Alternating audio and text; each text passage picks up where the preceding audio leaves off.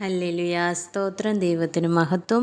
എല്ലാ ദൈവമക്കൾക്കും കർത്താവിൻ്റെ അതിപരിശുദ്ധമായ നാമത്തിൽ എൻ്റെ സ്നേഹവന്ദനം അറിയിക്കുന്നു. ഇന്ന് ഞാൻ വായിക്കാൻ പോകുന്നത് സങ്കീർത്തനം 81. എല്ലാവരും ശ്രദ്ധയോടെ കേൾക്കുക, അനുഗ്രഹം പ്രാപിക്കുക.